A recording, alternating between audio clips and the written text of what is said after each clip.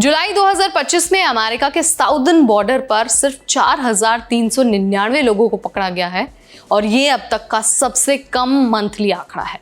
जहां एक वक्त हर दिन 10,000 से ज्यादा लोग बॉर्डर पार करते थे, अब पूरे महीने में ये संख्या 5,000 से भी कम रही है। ये कोई मामूली बात नहीं है, बल्कि ये साफ साफ संकेत दे रहा है कि अमेरिका की इमिग्रेशन पॉलिसी में बड़ा बदलाव आया है। तो आज की इस खास वीडियो में हम इसी पर बात करेंगे कि ये जो इतनी बड़ी गिरावट है, वो जो गिरावट आई है वो कैसे आई है, ट्रंप सरकार ने क्या बड़े कदम उठाए हैं और इसका असर क्या हो रहा है अमेरिका के अंदर भी और अमेरिका से बाहर भी।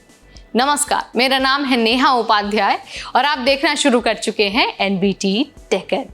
अब देखिए, अगर हम 2023 के दिसंबर की बात करते हैं तो उस वक्त 2.5 लाख से ज्यादा लोग बॉर्डर पार करते हुए पकड़े गए थे। कुछ दिनों में यह संख्या 10,000 से ज्यादा हो गई थी प्रतिदिन।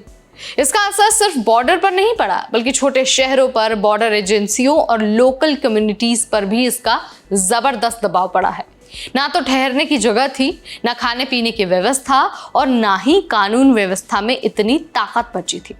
इस दौरान कई राज्यों ने माइग्रेंट्स को बसों में भरकर न्यूयॉर्क और शिकागो जैसे शहरों में भेजना शुरू कर दिया, जिससे उन शहरों की व्यवस्था भी चरमरा गई।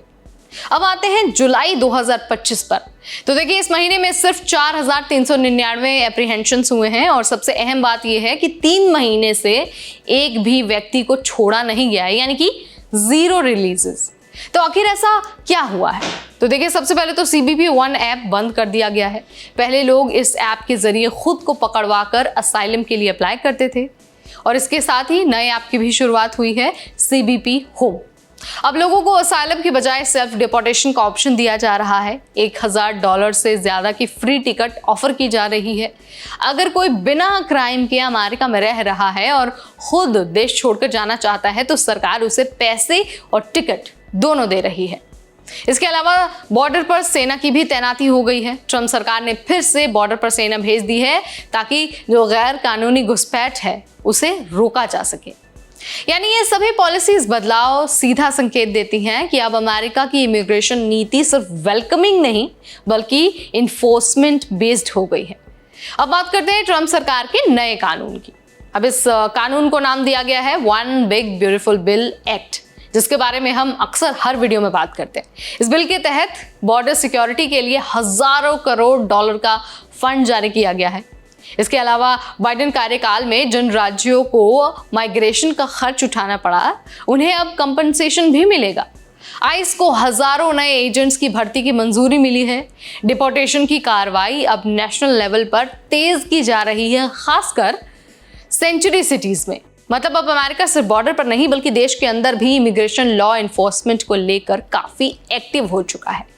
अब जाहिर है कि इस बदलाव का राजनीतिक असर भी दिख रहा है। एक तरफ रिपब्लिकन नेता कह रहे हैं कि ट्रंप सरकार ने जो वादा किया था वो अब पूरा हो रहा है। रिप्रेजेंटेटिव मॉर्गन ने एक्स पर लिखा कि the border is secure again as it should be, strong policies equal quiet borders. लेकिन वहीं दूसरी तरफ डेमोक्रेटिक पार्टी और कई शहरों के मेयर इस पर पूरी तरह से नाराज हैं। उनका कहना है कि सेल्फ डिपोर्टेशन और मास डिपोर्टेशन से मानवीय अधिकारों का उल्लंघन हो रहा है। तो भाई, देश 2 हिस्सों में बटा हुआ है। एक तरफ सुरक्षा और नियम कायदे हैं तो दूसरी तरफ मानवता और स्वीकार्यता। तो अब सवाल ये है कि क्या अमेरिका का ये जो नया रुख है वो सही है?